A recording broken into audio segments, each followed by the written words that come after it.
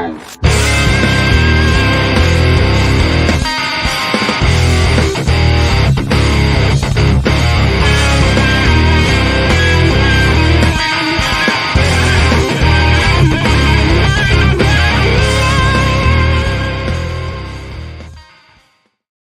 Yo, yo, yo. We are back. We are back. After a couple weeks off.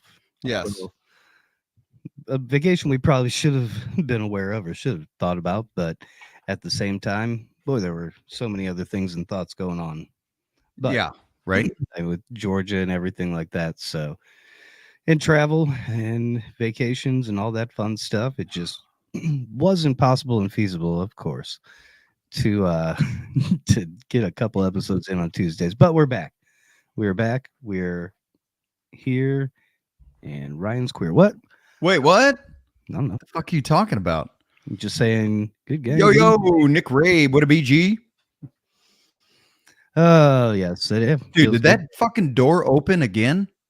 Sure did. Sure did. I saw you Bro. close it about 5 minutes ago. So the haunted door is in effect for this evening. Dude, is legitimately. Well, if nothing else, go close it now because we've got almost a full hour. So let's see. Everybody else can witness as well. Let's see if this thing opens back up during the episode. Spooky times and spooky lighting.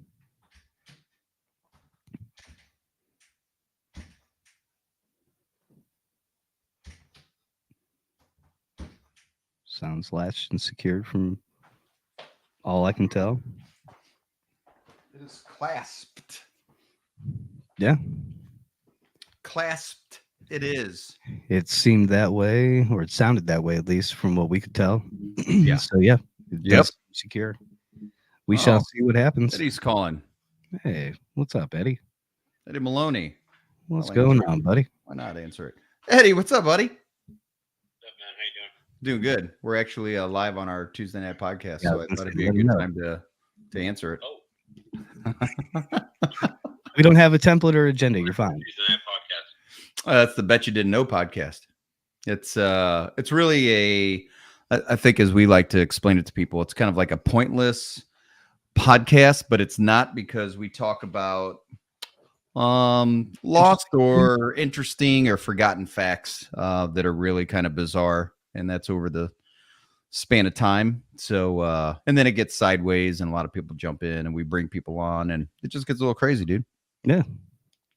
But you're more than welcome to watch and maybe even jump in if you wanted to. That'd be dope.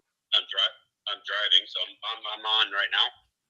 Yeah. Oh yeah. Actually, I have you held up to the mic so everybody that's watching can hear you. As a matter of fact. Shoot, So what is the topic? Driving home. So what is the topic? Adam, what's the topic tonight, brother? Just kind of another random one. I started off on just weird origin stories and beginnings of things, and just kind of that was at least where it started. Okay, so weird origin of things. It's more of an informational podcast that's slightly senseless. Yes, but it's awesome. And sometimes disturbing. Okay. Yeah, and disturbing. Weird ways to die. Weird shit people have gone through. Old torture devices that people probably have forgotten about, just all the good stuff. Yeah. All the good stuff. I mean, where my current home is, they have a bunch of that because in St. Augustine, Florida is Love that the town. oldest continuously inhabited city in the United States. Yes. So Castillo de there San is Marcos. a ton of history and a ton of that. I mean, you could find that stuff at like Ripley's, believe it or not, and places like that. Yep. But there's museums there in St. Augustine that has all that, because St. Augustine dates back to 1592. I think Something the like that. schoolhouse is So, like 1405.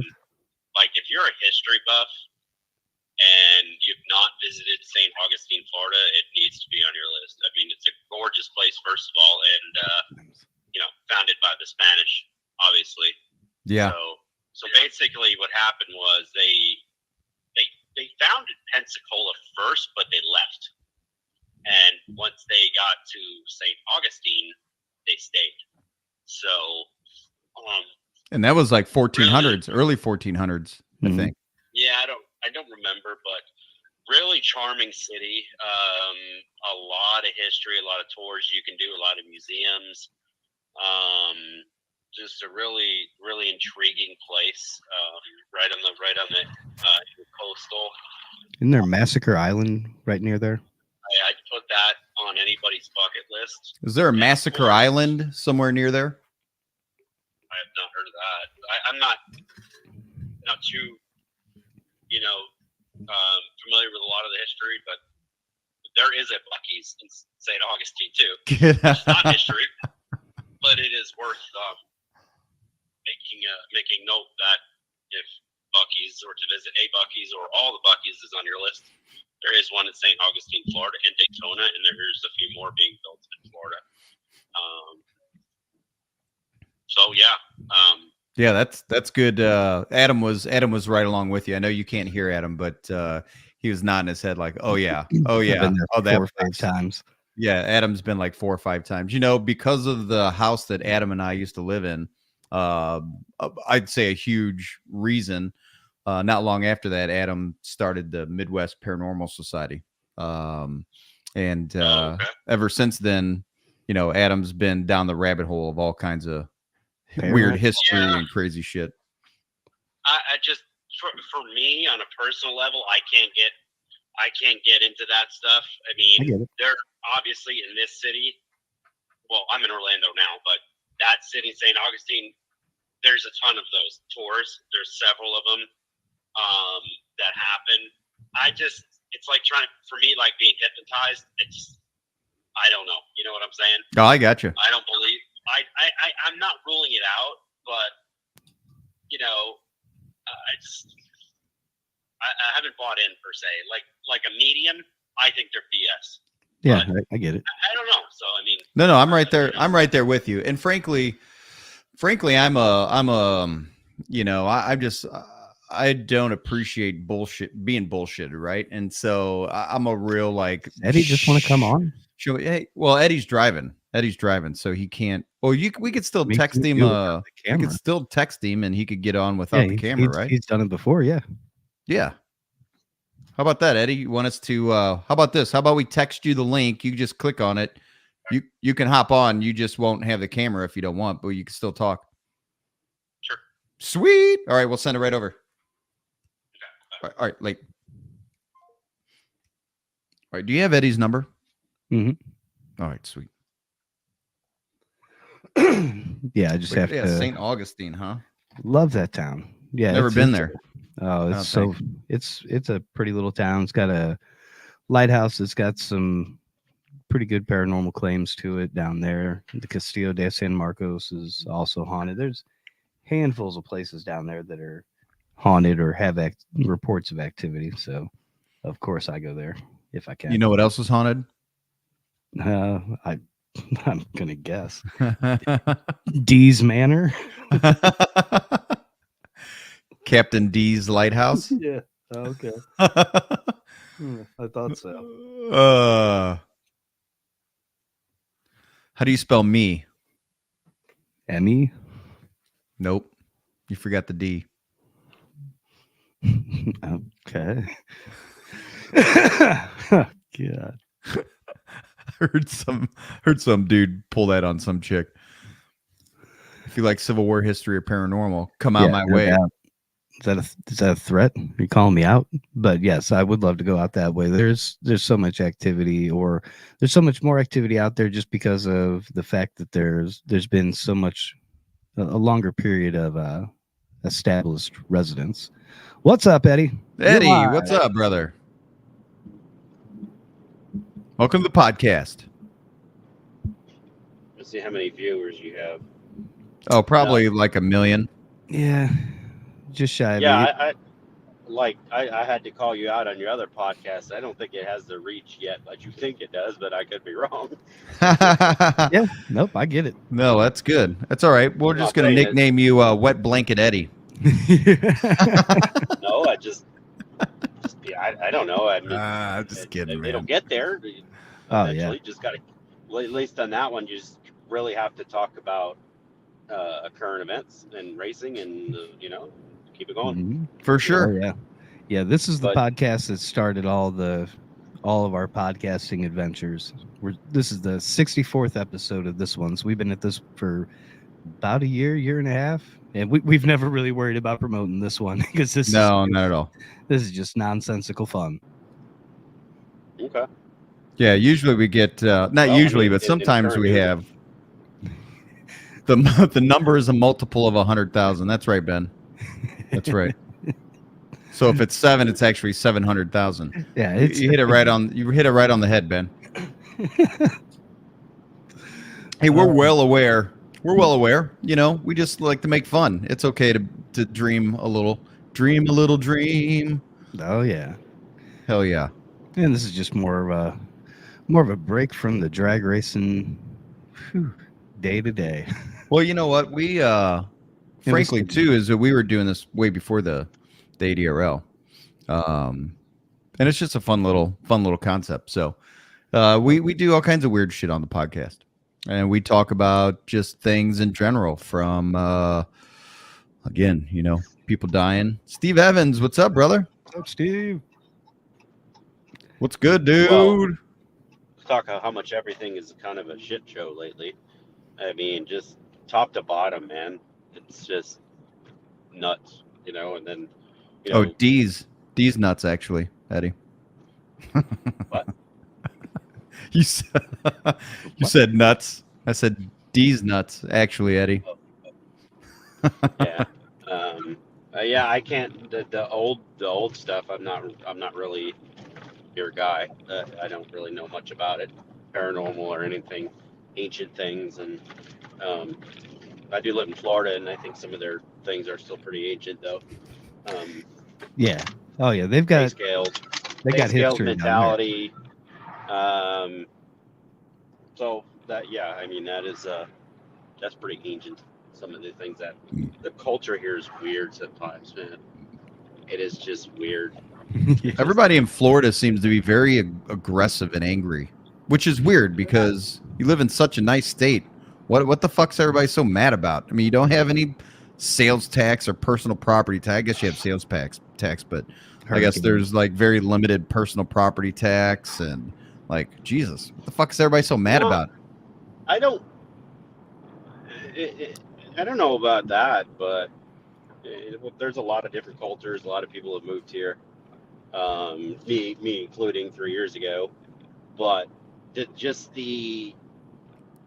it's still like I'd say segregated in the sense that like me being a veteran, I can get along with anybody, but not to say it doesn't come without its challenges. Sure. But you still tend to gravitate towards like me being born in New Jersey.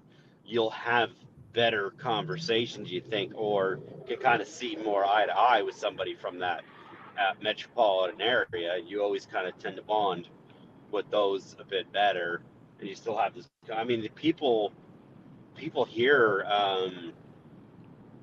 will hire. I had a guy that offered me a role at one point. Literally, I mean, obviously he knew I was military and all that, but literally because I was from the Northeast, so he knew kind of how my upbringing would have been, how my I was I had integrity, I'd be early, so he kind of knew what to expect because of the culture and how we were raised different. And that's not to say it's not that way other places, but literally he's going to hire me because I'm from the Northeast, because sometimes they're kind of on island time down here, it's just like, holy shit, Well, there's Well, a pretty strong contingency of Northeasterners like New Yorkers, New Jerseyers that head down that way for either retirement or snowbird, right? Yeah. Yeah. Yeah, Well, it yeah, was- that in Vegas. Then Vegas True. too. Vegas is Oh, one of yeah. them because what happens in these states, especially for veterans, is your pensions are not taxed. You go to states like California, I'd say generally like California's benefits are way better because of what they have going on. Like I say social benefits, but they tax the shit out of pensions. So Mhm. people will gravitate Mhm. towards basically Texas, Nevada, and Florida, maybe I think one of the Carolinas being the best states to retire. Yeah.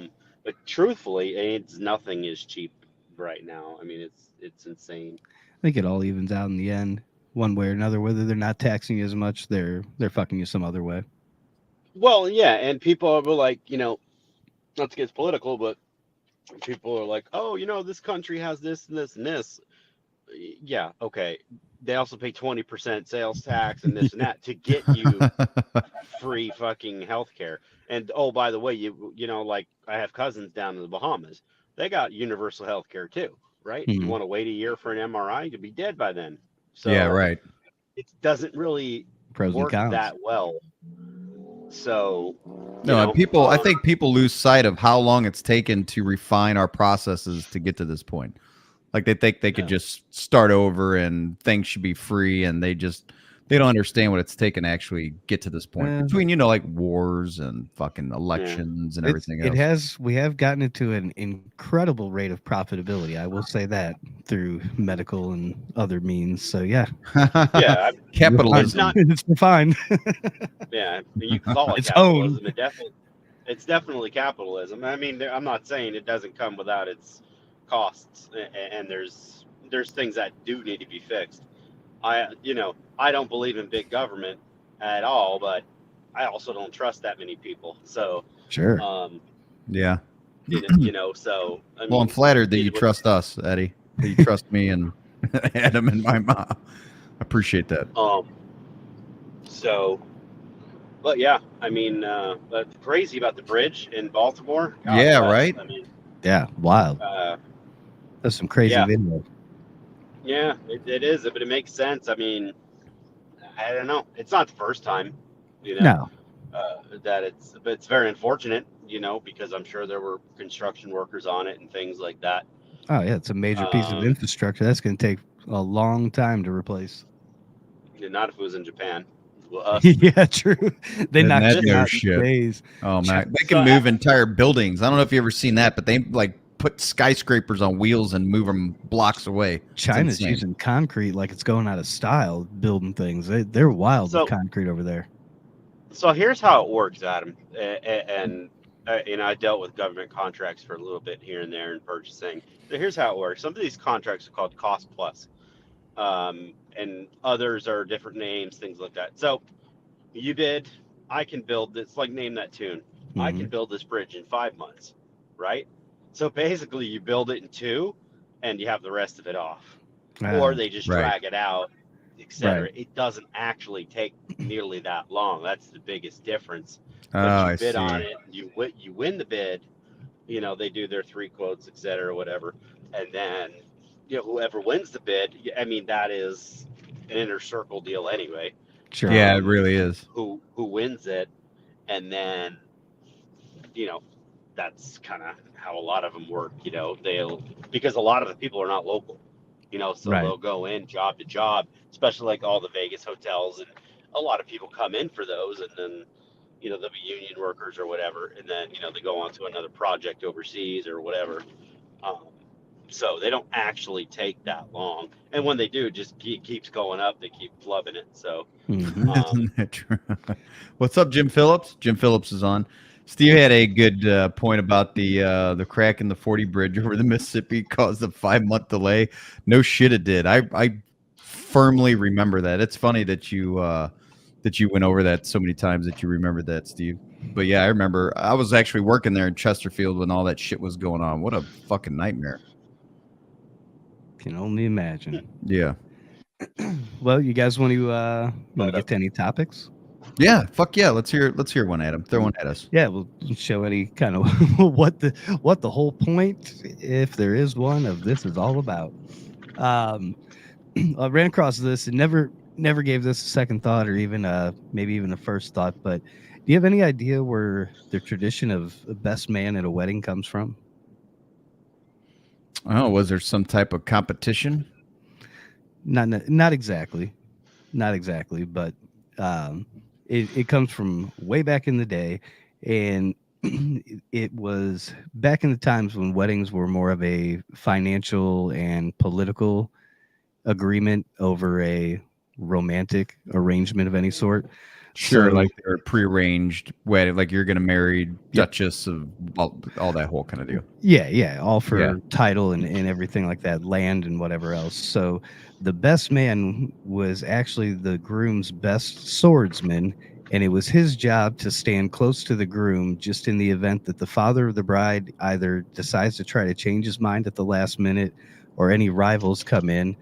He may even have to, at some points, kidnap the bride. And after the wedding, he'll stand guard at the bedroom door just so that the consummation can go uninterrupted as well. No shit. Yeah. Yeah. That's fucking gangster. Yeah. That's where that shit started. Well, from. it's kind of funny. This is very, I don't know the word for it, but ancient, obviously. So I remember going to China, and like the emperor had like a house for all his wives, and then like, like when you're done with one, you just fucking hit him with the fucking sword. I'm not saying that was right, but like, I'm done with you. I just fucking chop you off. Next, Yeah. you know. That's how they So, did it back then. So yeah, So it was all business. yeah, I'm done. Give me a new bride. Yeah, I like a new one, please. I've worn her out. We're over. She's over. Back in the days of the harems. Yeah, no shit, right?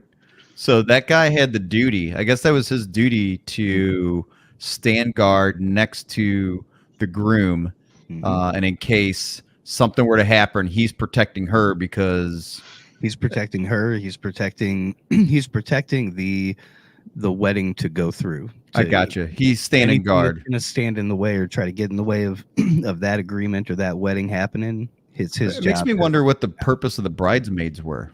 Yeah, I know. I wondered the same thing. I was like, what the hell are they going to do? So Yeah, what are they doing? I don't know. Maybe they overseen the consummation of the wedding in some type of weird fashion. Oh, man. It's just an added expense now, if you ask Nenny. Yeah. Amen, Big Jim. No I doubt. know you can't see the comments, but A wedding these days is expensive, and people have so many bridesmaids and grooms. Man, Yeah, it's fuck that. crazy. Yeah, exactly. I got married. So I got married in Vegas. Okay, and Okay. my idea of a wedding, and I think she slapped me in the face for this comment, because I'm the male, right? And I said, "This is fucking Vegas. Let's go to the drive up where Elvis got that shit's like couple $100 and it's done." Yeah, You in and know, out. and really it was a good idea for her. So, we didn't spend an astronomical amount of money. I grew up in, in the New York metropolitan area, and I've been to some big Italian weddings. Jesus, I can only imagine. I'm like, we're on our fifth course. We haven't even gotten to the room yet. I'm like, holy shit. Jesus. So, It's even and then happening. like, and then like they're fucking divorced like a month later. I'm like, damn, you just spent like 100,000+ on a wedding. You guys lasted like 30 fucking days. You can't keep doing that. There's some like Indian cultures or Hindu or whatever religion they have. It's like a 3-day ceremony. No thanks. No thanks. An evening is almost too much. Yeah. But that's just my opinion.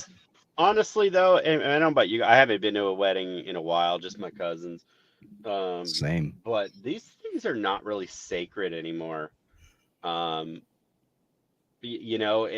are to some people, but you can invite 100 people, and maybe if you had half of them show up, that's just the way society is now. It's just people just don't like that. Used to be you put on your calendar, and then you kind of worked around that. Yeah. And then just nowadays, people are like, fuck off, Yeah, I think it's just gotten to be a little bit of a smaller, more intimate gathering or event as opposed to the, grab your contact book and let's send an invite out to any and everybody we know plus 3 people we don't. It's just crazy. So yeah, and I think the changing tone on religion in society may have a little bit of a say in that. Religion isn't as intricate as a part in everybody's life to where they have to go to a church and they have to do all the pomp and circumstance. Yeah. And so I grew up Catholic, right? And I'm still a man of faith, I'd No say, shit, although Steve. I don't go to church or anything like that, but I'll fellowship with whoever. But it's like I remember my cousin getting married at the church kind of I grew up in, a Catholic church, but Mhm. the um her fiance was not Catholic. So they had to pay a fee. What the Yeah. does that have to Yeah. do with So anything? you have to You know? pay a fee or you have to Uh, convert to that religion, which then means, you have to go to church and pay tithes and all that stuff, which it is what it I is. did giggle, So Steve. I did giggle. yeah, it's everything's a money making aspect and market. Well, it's like with my first marriage. Yes, my first marriage. Scandalous. Yeah. Oh, hey, you're young. You don't know what the hell's going I've been on. divorced But too. So what? so she was Catholic. I wasn't. Well, I wasn't growing up, but my Mm. grandmother was Catholic and a lot of some of the other family. But I wasn't per se. Like I didn't grow up going to Catholic church. And so she wanted to get married at the Catholic church, and I was like, yeah, okay, that's cool. But we had to go through this big interview process Yeah, fuck in that. order to do it. Like, so they brought me in, they sat me down, and we had this like counseling session, and then they wanted me to go through this type of schooling of some sort of like going through, and there was like so many courses over so long, and I was like, yeah, I'm no, good. yeah, I'm good on this. Rethink She- relationship real quick. yeah, well, she was like, yeah, no, screw this. So we went to the courthouse instead. Made Yeah, it We really used to do fancy. that. We used to do that in Vegas, these little pop-up weddings, like getting married at the Bellagio is expensive, but getting married in front of the Bellagio is really cheap because it's public. It's a public sidewalk. Oh, The fountain. nice. So what we Great would idea. do is like, as a freelance photographer, so we'd pop in there like you get like a package deal. You get the photographer, you get the Elvis, then get fucking married, and it's all in one. That's how Vegas works. It's really funny. But it's honestly it's simple. They're gonna it's simple. They still Love you, kind of Steve. wanted a wedding, so that Yeah. stuff's pretty cool. Yeah, I almost don't mind the destination small, make it fun type thing. Yeah, I tell But you what, it's a that drag. that just kind of shows you who's gonna come and who's Mhm. not. And which is fine. I mean, Yeah. you price people out, and you can't. Everybody can't do it, but the ones that can, they'll be there. If not, then fucking see ya. Yeah. The way Peace. I looked at it, I got married at www.americasmosthauntedhotel.com down in Arkansas. Of course, I had to go with the haunted hotel, and that was my thought: is this is my fucking wedding? Yeah, I'm doing this for me and for us. So if other people want to come, awesome. If they don't, oh well. I'm still having a blast. ADRL, Steve. Love it. For, Love you, brother. for life. For life.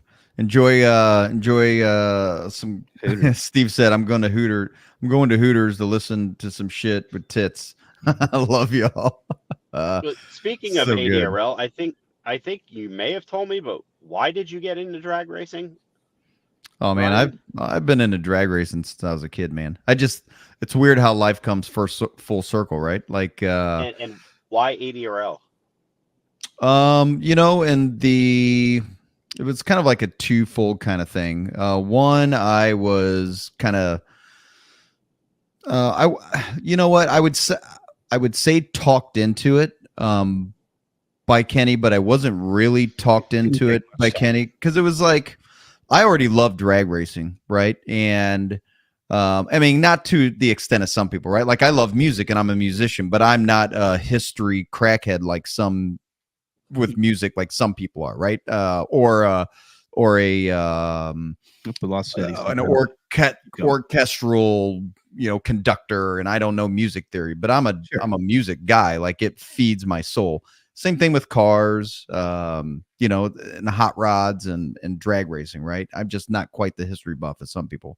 Yeah. But when I was approached about buying the ADRL or purchasing or acquiring it, I did a lot of background research because, you got to be very, I'm not going to say I'm shrewd because I'm not a lot of ways. I'm a very giving person to a fault sometimes. But I still have to do my background research. And like we kind of talked about earlier, you got to know when you're being given lip service or what's actually truth and what's not truth. So, I was approached to purchase the ADRL and kind of as a partnership kind of deal, and did the background research on it and had actually been to an ADRL event and sponsored an ADRL event with my previous company in the past. So I knew the ADRL and I thought, wow, this is fucking great. I love drag racing. They got a huge name and a great history.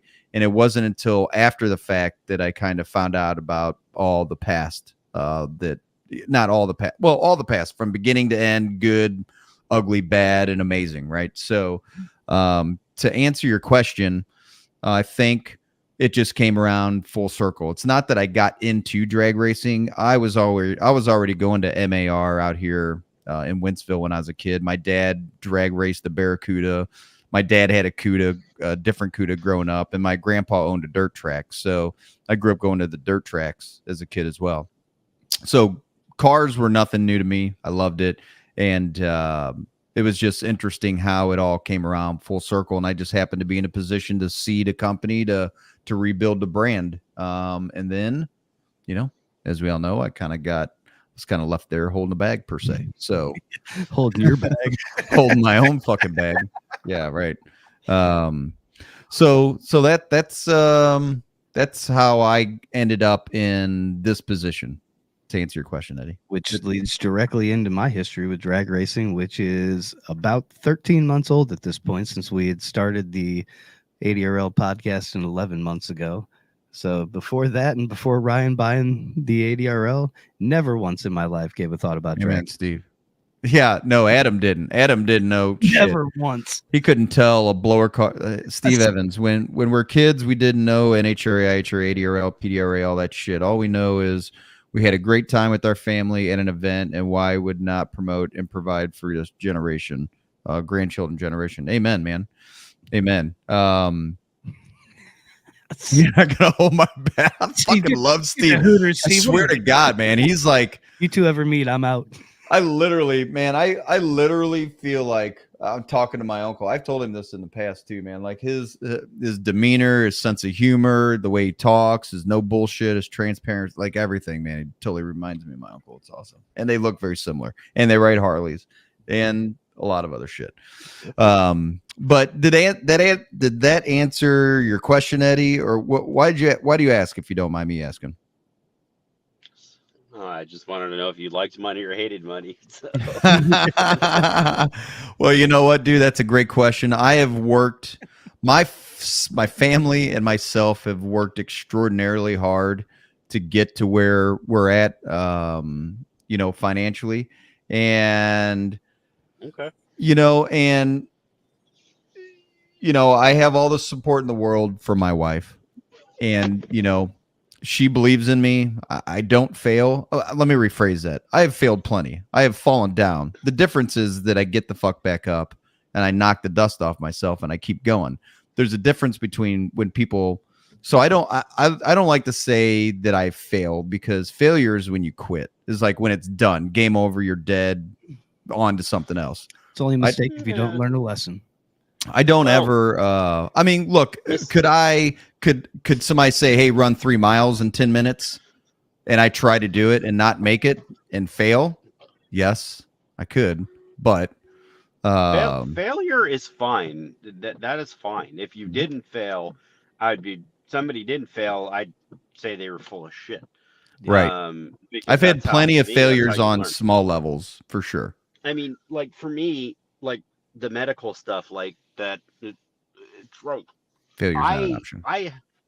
I had to go all the way through the Surgeon General to join the military, because I had screws in my right leg from a sports injury, and that's what it took. It took that level, and then, year 20, just trying to get to retirement, due to mental health, and and then this BS the other day with Disney and physical. It's just like, Jesus Christ, it's just like, and my mom was like, she's like, I have heart murmur, sorry, you can blame me, but she's like, you've been dealing with this crap your whole life. She's like, you knew nothing worth it is going to be, is going to be easy. But it's funny because today I had another company call me. I don't know who it is. I do now, but it was a headhunter. So they called me about a role. So I haven't even told Tina yet. So I'm like, oh boy. I So you don't got know, another but call from a headhunter? I have dispatched headhunters myself for executive C-suite positions in previous oh, companies. So absolutely. I'm familiar And with headhunters. and I was one of them, and I know the good ones mean business because I know that's they're commission based. So, Oh yeah, um, I'm just like, okay, I'll listen. So, sweet. And this um, is outside of Disney. yeah. So Disney, Nice. I got good results from today's appointment, which I kind of knew was going to happen, but as precautionary, I'm just going to do one more step simply because the heart stuff runs in the family. Mm. And so I'll just do one more step. And, thankfully my current employer is, just letting me hang on until whenever that, the day arrives. So I'm kind of, thankful for that. So Yeah, that's right. otherwise, it's just Disney's very corporate, For very sure. Oh, I mean, they're the epitome of corporate. Well, I don't know. They're right. like I mean, corporate mixed with woke, and it's funny it's, because it's a whole Disney will do, and hodgepodge I of love Disney, fucking and craziness. I love Disney. I really do. I don't care about the politics side, but it's funny because when I was at the cardiologist today, he knew I was a military guy, because I brought my records basically to him. Mhm. I'm like, here, Yeah. I just did this, I just did this, I just did this, which helped, right? It helped me because now I don't have to do all this stuff because he just saw it. And and he's like, welcome to corporate America. So I knew he knew, as soon as I said who it was, Mhm. he's like, well, welcome to corporate America, Yeah. you know, Get and used to it's change. kind of mind-boggling that you have to go through all this because none of the other entertainment companies make you do that. Um, and I'm not mad about it, but it's just, it's like, fuck, dude, can I have done this a month ago? Yeah. Right. You And know, now you've now I got to, procrastinated. yeah, now you're going to push me everything back until when I'm actually trying to move. Mm-hmm. So Right. then this company comes in today, Oh, dang. and this company comes in today says this it was the headhunter, and so obviously he's done his research on me, and so he's like, this company will pay for all your medical for your whole family. I'm like, okay. Um, and You oh, by fucking the way, should. that shit ain't that for people that are not veterans. That shit ain't free for us either. So, Right. my next step was going across the border and come back illegally, see what kind of benefits I got there. Um, because I heard there's pretty good benefits doing that nowadays. Um, and so he's like, yeah, this and this bonuses, we'll pay for your move from St. Augustine to Orlando. I'm like, well, fuck, dude. And can I get private jets Right. too? I mean, Yeah, no shit. so Well, you know what? I was one of the last businesses in St. Louis that paid 100% for all of my employees' insurance. And they thought I was fucking crazy. They're like, "Dude, what are you doing? Like you're like the only company left in St. Louis or Midwest probably that pays 100% of all your employees' insurance." And I was like, no "Well, kidding. because they all put skin in the game. I ran them through the gamut. They're here. I take good care of them, and that's why I don't have any turnover. And that's why we've accomplished what we've accomplished. Well, And and it's the truth. yeah, I mean, so it's Mhm. absolute the truth. yeah, I agree. yeah, and And so so the goal is to get yeah, back. Yep, yeah. So what All I right. mean, get there eventually. So yeah, no, what'd because you I say? think I got to send you a 1099, W9. Sorry. Yeah, W9. Yep, that's all right. My controller will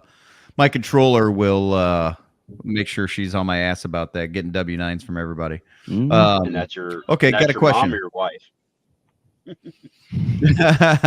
No, it's actually no. I actually have got a friend who is a controller, who handles all of our tax preparation and our QuickBooks and all that shit because I don't have time for that. And you got to make sure it's done right. So when you go, you know, when you go to the big man, it's all done properly. Okay, so. Do you have another bet you didn't know, Adam? I got 2.5 pages of them. Yeah. Okay. Well, we were talking about. I'm sorry, fuck y'all. I've been watching baseball. We'll take that. It's all baseball. good. I got it. Who's watching baseball? Steve Evans. I'm going to start calling him Uncle Steve, frankly. I hope you don't mind, Steve. I'm going to start calling you Uncle Steve, man, because you've been adopted. I want to know. Definitely. I want to know what Uncle Steve thinks about Trevor Bauer's situation. I'm not in the chat because I'm getting ready to go inside. Okay, Steve Evans. Uncle Steve, what do you feel about, who is it, Trevor Bauer? Mm-hmm. Yeah, if he knows baseball, he'll knows what I'm talking about. So, yeah. Trevor Bauer's from Los Angeles, California. He's an excellent pitcher. Mm-hmm. Had a little attitude in the beginning, but a lot of sports players do when they change of scenery, it kind of goes away, right? Very smart too. Trevor Bauer was accused of, I think it was assault or rape or something like that. And he was shunned by the community. Well, guess what? She lied. Right. And now, so he went over to play in Japan. Mm-hmm. Then now he's got like a short stint with a team in Mexico, and they are scrimmaging basically preseason against the Yankees, and he's killing it. Mm-hmm. And so he's got a big YouTube channel and pleading for teams.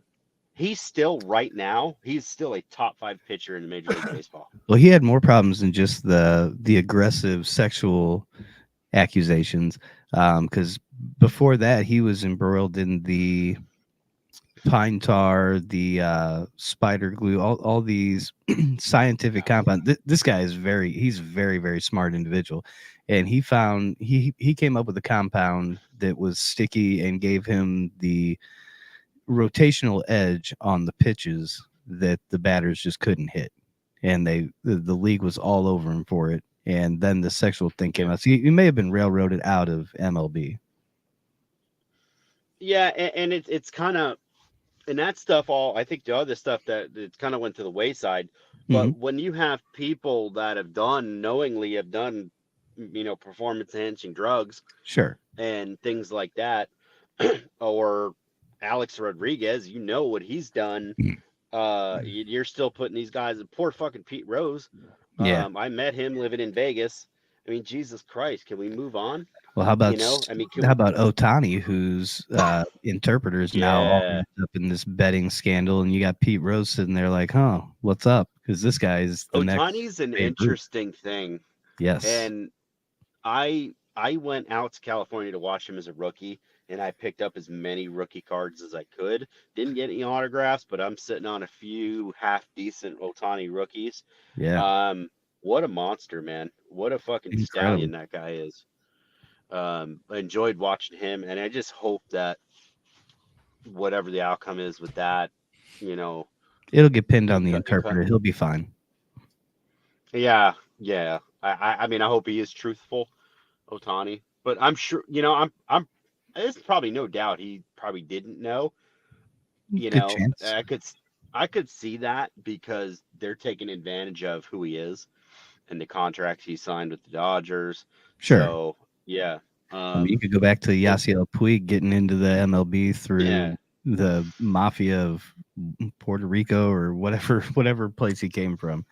And he had a hefty bill that the teams had to pay to the cartels down there. It was pretty crazy. No, that's fucking crazy. Steve said that Madison Bumgarner is from his hometown, and so is Eric Church. So he said, "Welcome to my hometown." Yeah, and frankly, look, I don't watch sports. I'm just not a sports guy. I like It's I watch the Cardinals. That is a hot topic. That is kind of something that's kind of been in more of the intriguing. I used to play baseball. That's how I tore my ACL. I'll go to any game, anytime, anywhere. I'm a hockey guy, really. Sure. Oh, gotcha. Yeah. But that part is intriguing to me about what was going to happen to him because it's still Mhm. kind of pending. Oh yeah. So controversy surrounds sports left and right, but you're going to praise a dude like LeBron James. He's no Michael Jordan, never will be, if you ask me, based just off of attitude alone. Sure. Um, and he's an absolute crybaby. But you know, the Trevor Bauer stuff's interesting. The Otani stuff is interesting, but the Trevor Bauer one's more interesting to Mhm. see if he's a star pitcher I and think he's he Kaepernick. want He's Kaepernick. No team will touch him anymore just because they don't want to deal with it from the other owners or the league. He's tainted at this point. Mhm. yeah, that's fucked up. It is. I don't disagree at all. There's plenty of football teams that could have used Colin Kaepernick, but he sat on the sidelines because he knelt on the field. So he's never going to get to play again. Yeah, and that's a shame, and that is a shame. Um, Based off whatever it is, because I believe in second chances. Sure. Michael Vick, whatever he did, he was an excellent baller. Yeah, he got a second chance. Right. And Yeah, I and don't frankly know anything you guys are talking about. In the big scheme of things, me growing up, I played football my whole life. I wrestled. I even played football in the Marine Corps. Wrestled, and all I remember growing up playing football was the Super Bowl Shuffle. I remember the Super Bowl Shuffle, and I loved Refrigerator Perry. Mhm. And I think Oh, over wow. time, my favorite players of all time was like Emmitt Smith, Barry Sanders, and then when the Rams were kicking ass, I love that Rams team because they were my home team. Yeah, that was So that's really all my tie to sports. I don't know. I feel like I'm so busy that I just don't have time for it. Nothing against anybody that loves sports and diehard sports fans and all that stuff. I don't participate in the circus that we call sports.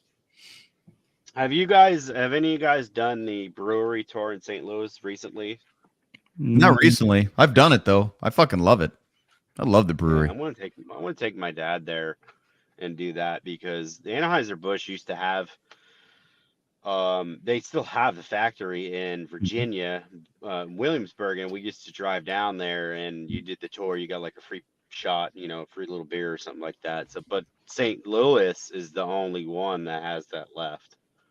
So Oh yeah, no, it's looking at full on. You get to go through and taste it. You get to do Yeah. the whole thing, man. It's super fucking fantastic. Yeah, As a it's matter of Yeah, fact, that's pretty rad. yeah. Well, That's if pretty you rad. decide to do that, man, come up, man. I'd love to go through it with you. I haven't done that in a long time, and it'd be a good reason. It looks like recently somebody told me they went through it, and it's changed quite a bit since I've gone through it. I don't know in what ways, but apparently it's better. So, yeah, it's super cool. Yeah, I mean, there's tons of YouTube videos on that, recent, older. So I mean, that's a non-issue, really. Hell yeah. I've always told them I wanted to do that. And what is the weather like over there right now? Oh, are you thinking about coming up here soon, bro? No, No. I just want to know the weather so I can make you jealous with mine. 37. Jeez. 41 degrees. Oh, we're not far off. Okay. We're 37 right now. That's not too bad. Orlando 72. Sorry, guys. Steve, yeah, that sounds amazing, dude. I'm not gonna lie. Steve Evans says that he loved Emmitt Smith as well and the Rams, but Bubba Stanton's the new sports hero, and now he wants to go to Hooters. All right, I don't blame you, Steve. I love Bubba, man. I can't Barry say enough about Sanders that guy. was better than Emmitt Smith, but Emmitt Smith had a better line. Line as in just Offensive generally. line. Oh, I see what you're Offensive saying. line. Same Yeah. with Barry Sanders never had the size Mhm. that Emmitt Smith had. Yeah, They averaged, I think, when Dallas was relevant, they averaged, I think, an average of 320 pounds linemen. And Barry Sanders never had that in Detroit. Never. Yeah. Yeah, that's a Old Bo Jackson. That's a good He was point. exciting. Bo Jackson Bo was my guy Jackson. back in the day. So, I still to this day have all my Emmitt Smith rookie cards, my Bo Jackson rookie cards. Signed cards for Bo. Yeah, hell yeah, man. So I kept all my baseball cards from when I was a kid. Do y'all need me to stay and talk about racing? Steve, I love it, man. No, Steve loves racing. Steve, do you watch the Thursday night podcast, the ADRL podcast, Steve? Do we ever see Steve on there? Sometimes. Sometimes Steve's on there. I'll send a bill. Oh, that's funny. It's the same thing Eddie said. No, I'm just playing. Oh, it's fine. You're gonna get more build. After tonight, the rate just went up. Rate just went up tonight. I've only charged you for the actual event. I mean, yeah, my personality alone is worth. What's up, John? At least John Sullivan's on here. We were actually just talking about nice. John. What's up, John? Talking about him earlier. Yeah, we were just talking about John earlier. We were talking about how there's John Sullivan, there's the other John Sullivan, there's Craig Sullivan, there's another Sullivan that what was the other Sullivan's name? I don't remember. Been working on the car. Hell yeah, you have, brother. Damn right.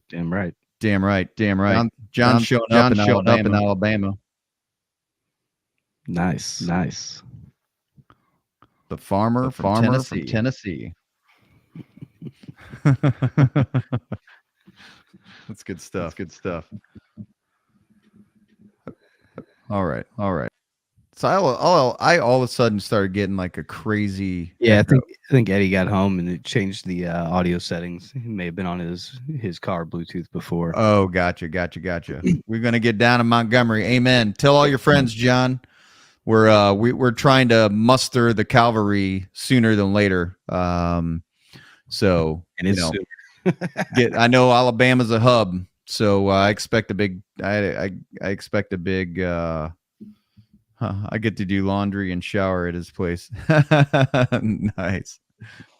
Yeah, I want a big full field, man. 16. What's 16, up, 16 cars at least. Let's get it going. What's up, M buddy? He sneaks in. He's like M. Night Shyamalan. Yeah. Or like the sneaky guy changing the socks on Mr. Deeds Butler. Mr. Deeds, yeah. Very sneaky.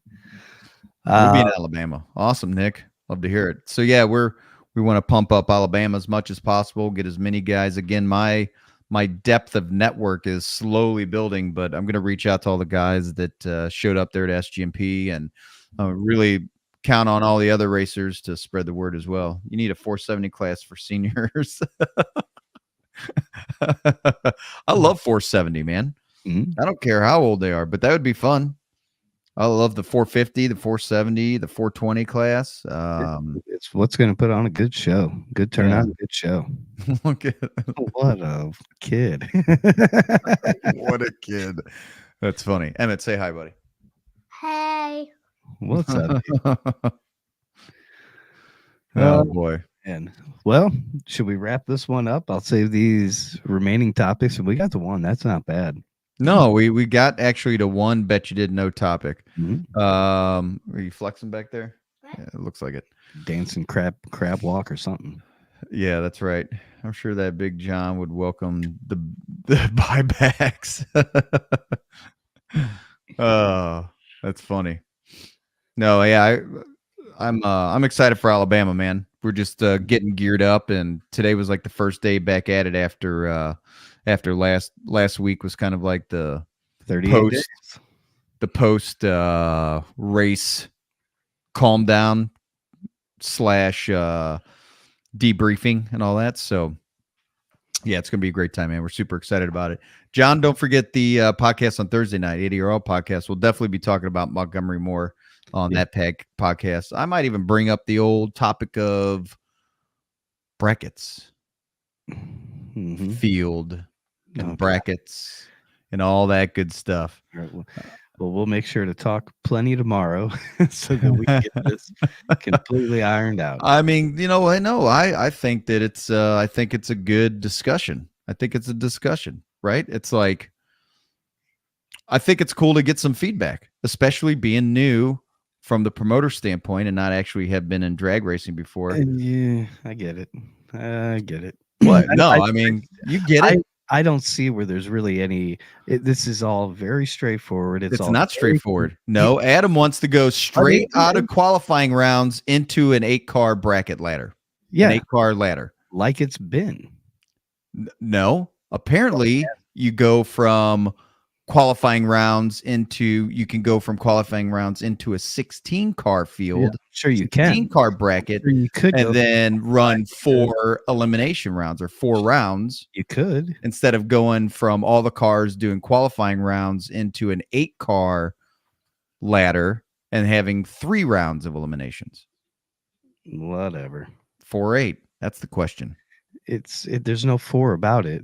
What? See, This is so stupid.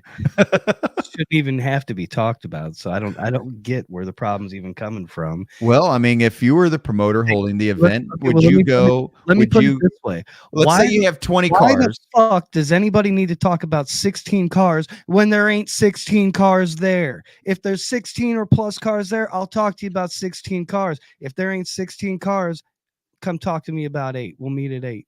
That's as plain as I can make it. Okay, so what if there's 15 cars? Meet me at 8. Then you send home 6. You got to. That's just how You it send goes. home 7. Yeah, I mean that math is math. If there's not enough cars to justify 16, Don't eat any more hamster shit. And go. We haven't tried the hamster shit yet, Steve. no, that part we haven't. We just tried the food that creates it, but one of these Yeah. is maybe. We did eat the hamster food. We did eat the hamster food. You Mhm. did? No, not tonight. It No, was a different time. Emmett's like, what in the what are you even talking about? You can't watch this podcast for another 15 years, buddy. A 32-car field is what we need. Okay, see, so this is Now hold on, because we're talking car field. Now, what would be the bracket not size? the bracket size. So 2-car field. so There we you go. guys get 15 and we'll pay for 16. So that's a 16-car ladder. At that point, if you have 16 spots filled, then sure, you can play with 16 cars. If you don't have 16 cars to play with, then you're not playing with 16 cars. And you're not in a 16-car field or a 16-car ladder. At that point in time, you have eliminations and you cut the field down to 8 and you run an 8-car ladder. No, you wouldn't have eliminations. You're talking straight out of qualifying rounds Yeah. and then sending home everybody but 8 people. At the end of the event, how many people out of each class are walking away with payment? 8. So why would Right. why are we talking about any more than 8 when that's what qualifyings are for, is to determine who those 8 are? You don't have Broke by to the front. you don't have qualifyings to determine who's in the qualifyings. That's silly. That's silly. But I don't know if that's the case. If you have 20 cars and you're paying out the top 8, you would still run a 16-car ladder. I mean, You're saying don't just if you're saying don't just go straight from qualifying to an 8-car ladder. Correct. That's what I'm saying. That's what you're saying. That is my stance. Correct. And That is Adam's stance. Adam's stance is if 20 cars show up, run qualifying rounds to narrow it down just to an 8-car ladder. Or the option is run qualifying rounds and get it to a 16-car ladder.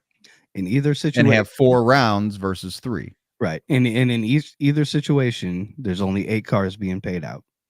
And that Correct. That's not towards either side. That's just one of the qualifying facts of the situation. Right, because we know firsthand how things can get fucked up if you run 10 cars on a 16-car ladder. It just doesn't make sense. It doesn't. It just doesn't make sense. That's where my point comes in. If I need $20 to buy something and I walk in with 10, they're going to tell me to fuck. Drawing chips is not a bad idea because every time a pro starts the car, it costs them about $1,000. I get that. Yeah. And I totally get that. I'm not undercounting that in any way, shape, or form. Yes. Now, just so everybody knows, this is why we do have a competition director, and Adam and I aren't up there having these conversations during the event. I film shit. However, I think it is an integral part for the owner of the league to have a full 110% understanding of the complete operations of it all, from front to back, from scales to tower to staging lanes to the end of the track. And that's what I'm doing. I'm in a huge learning curve, as everybody knows. And thank God Eddie was there to help sort out some things when we had a bunch of fucking wrenches thrown in the mix. But yeah, so Adam and I were having those conversations today. It was the hot trying to topic. figure some stuff out. It was the hot topic, and we went back and forth for hours. Yeah, no doubt. We're still going back and forth. Clearly, we're still going back and forth.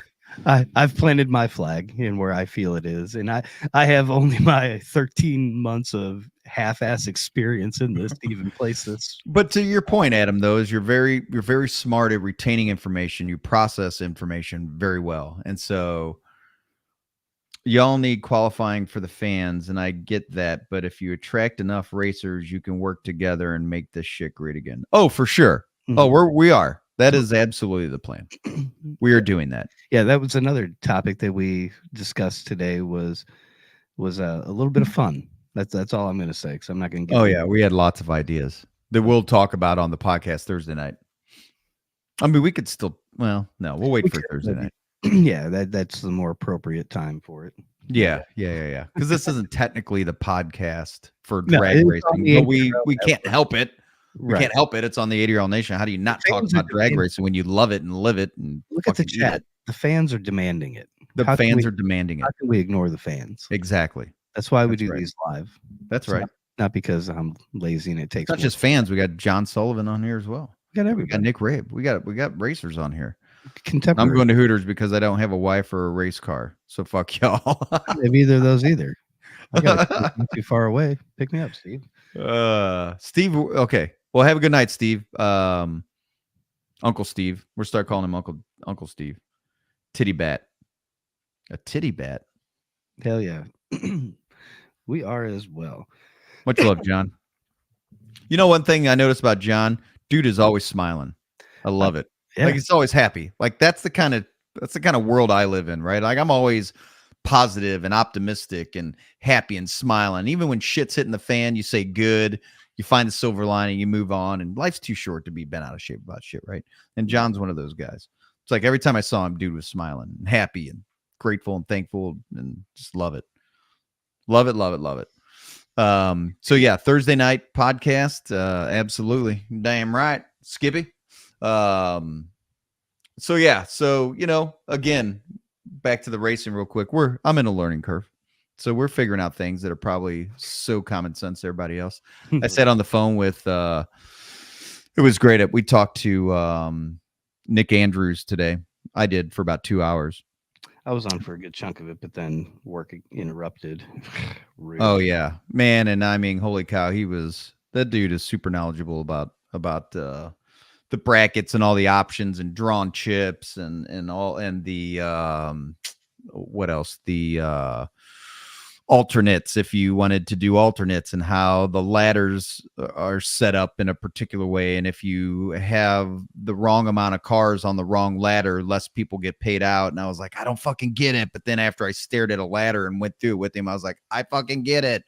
And so, just a lot of crazy stuff. But anyways, all you guys already know what I'm talking about. 32 car field, 16 Pro Nitrous, 16 Pro Extreme. That would be okay. So to your point, Adam, that's 32 car field, right? So that goes to your point earlier. It does not. No, it's completely. No, you're talking about the total amount of cars. He's just combining them. No, well, you can't. That's the thing. You can't combine them. And I'm only this adamant on it just because these are the points of contention that we've been going. Well, about. Technically, based on his statement, you would say there's a 16 car field per se for Pro Nitrous and a 16 car field for Pro Extreme. Correct. But if you were to put how many cars are in your pro classes, and we were just talking about the two, we'd say there's a 32 car. I'd call it pro a 32 class. Car. Yeah, we had a 32 car total show up to the event, or a 32 car total, 16 car field in each class. That's how I would. Adam and I I at least kind of get mixed up. Well, not mixed up, but the field can be used in two different ways. Like, is it a 8-card field on a 8-card ladder, or is it a 10-card field on a 16-card ladder? I mean, like, or what's the total field, right? So, anyways, that's the semantics of it all, and I really want to make sure that the lingo is right, so that it's not like a fucking blathering idiot when I'm trying to have conversations. So that's what we're getting to. But to Nick's point, yes, I agree. Yes. 16 Pro Extreme, 16 Pro Nitrous. I don't know if Adam agrees with that, because in the end, he just thinks we should have 8. So no, don't. Oh, no. Oh, I'm just saying. Hold on. I said, I don't care if we have 8, 16, 24, 124 cars that show up. Everybody runs through the rounds of qualifying. Let's put it at 4 rounds of qualifying. At the end of those 4 rounds of qualifying, the 8 top are the 8 that are going to go on to the bracket. They will enter the elimination rounds. Those 8 would then run the 4 rounds of the eliminations to determine 1st through 8th place and the payout structure from the end of the event. So in your mind, you don't ever see 16 cars on a ladder. I'm not saying that we couldn't. It is a possibility to do it. I just, of course it is. I don't see the need to go from any number down to 16, then down to 8 when it's already set up within its system. So you're saying regardless of amount of cars, you run qualifying rounds and pick the fastest 8. Exactly. And then let them get to it. Sure. Now, I mean, I'm not saying that you couldn't do 16 and then, because you never know. Racing's kind of like ultimate fighting. Everybody's got a puncher's chance. Anybody's got a chance in any race because of any given circumstances, any given situation. Somebody goes too early. Somebody, misses a gear. Whatever might happen. Anything could happen during a race. So I get the idea of having a 16 car run to determine the 8, because that could mix up and shake up who those 8 were determined out of the initial qualifying round. So I get where that could mix it up and bring a little spice to it. But in the big picture of it, that's really only just throwing another twist into a situation where, I mean, yeah, it could make it fun. It could make it crazy. Who knows? I don't know. But it just seems like an odd variation to throw in when your system's already set up to go from any number of car field down to your top 8 right out the gate. What's up, Carter? Oh, Carter! Yay! Oh man, missed that dude. Holy cow! What's up, brother? Hope you're doing well. Congratulations on your wins, Carter. Win, I should say. Probably wins. You probably are top qualifier and the whole thing. You probably won everything at the event. Key to the city. Love that kid, man. Steve said 32 is possible if you have the entire weekend and the neighborhood doesn't shut you down at midnight or shut you down at 11.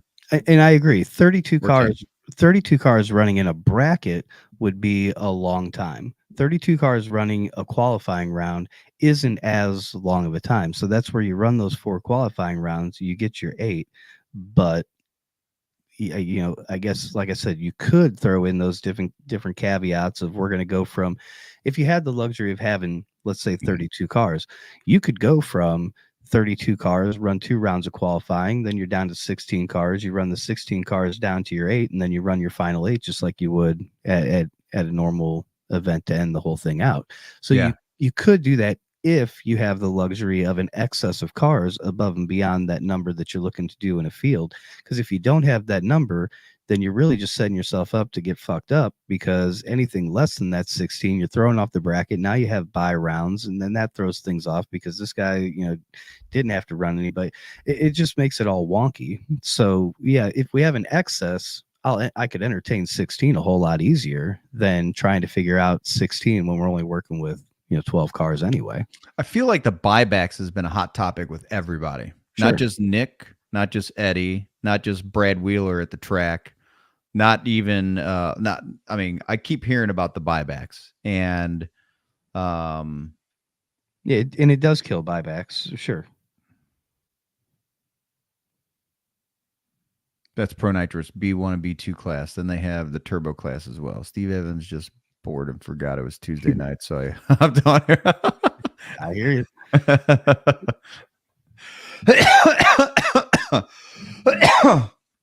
Oh, it's great. So yeah, that's, what I mean. So there's, to what you're saying, Adam, and to what I'm saying, I think that I don't know that necessarily either one of them is wrong, other than Sure. maybe the perception or how Exactly. the event is ran, or opportunities for Well, buybacks and having like a sure. losers bracket.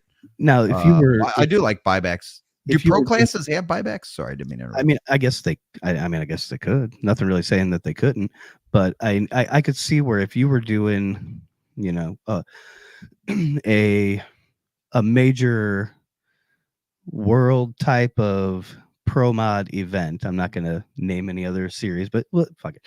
If you're doing like a world series of pro mod type event to where your entire event was basically predicated around 1 to 2 classes, and you were counting on a massive turnout from those 2 classes to fill your day. So, if for a full event you needed 200 cars and you were going to get 100 pro extreme cars and 100 pro nitrous cars, that's still 200 cars. Who cares? It's easier to then justify doing a larger bracket and a larger breakdown instead of having to do that across 5 different classes at one event. It's just my thought, but I don't know. I could be way wrong. We'll find out maybe on Thursday.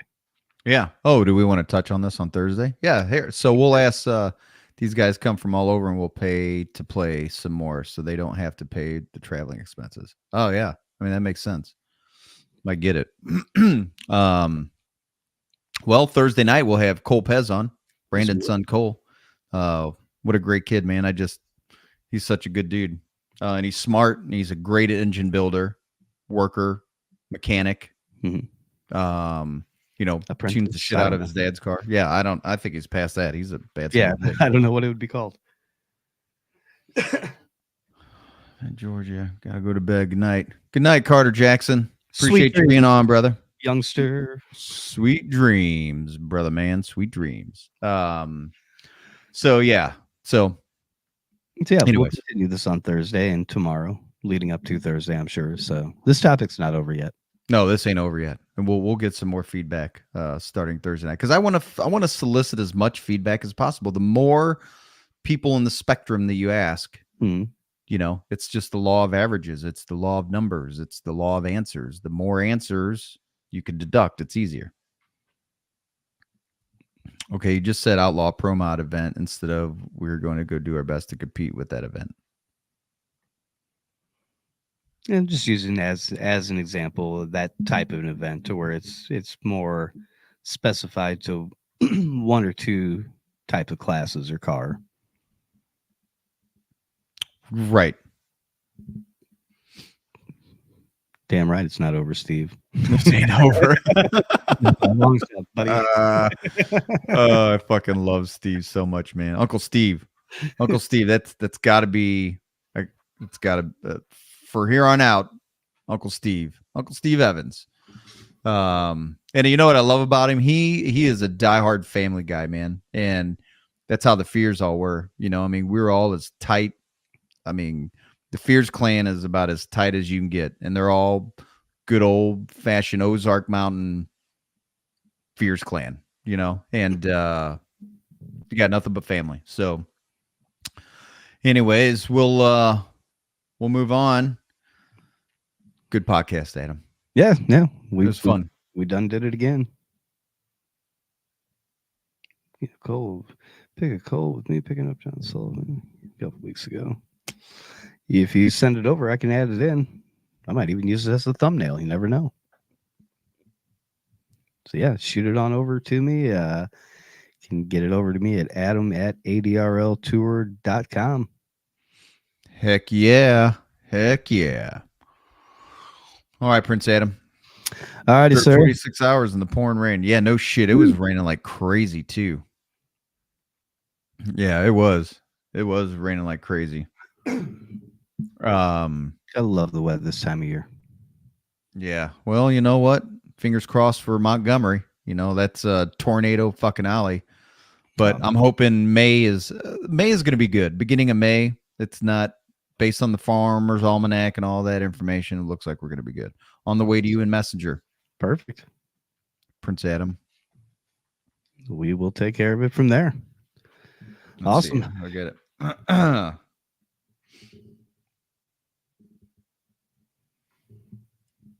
I love that bracket conversation. Yeah, that was a fun one today. Because it's important. It's an important concept to fucking have down. I mean, there's so many ways you can approach that thing. Yeah, I guess so. It seems that way. I mean, it seems a lot more different than when I was a kid wrestling growing up, and in your weight division, you had your bracket, and it was really easy. Who beat who goes on to the next. Who beat who goes on to the next. So after every match, when your weight division came up, you would go to the board, you'd look at the bracket, you'd see who you were wrestling, and they would tell you what match you were on, and you would go to that mat, right? That's my experience with brackets, wrestling brackets. It's easy enough to where an 8-year-old, a 6-year-old can understand it. Now all of a sudden, Yeah. See you, John. Now all of a sudden I'm like, why the fuck can't I understand the concept of brackets? Boy, What the hell's going on? my I concept, can, I am, and I will. I hope mine's the right one because boy, it's about as straightforward and easy as it can get. So Yeah, I'm hoping, but we'll find out. We will. We shall see. All right. All right, John. We'll see you Thursday night. Steve, same with you, brother. And we'll post that pic on Thursday night's podcast. That'll be great. Oh, yeah.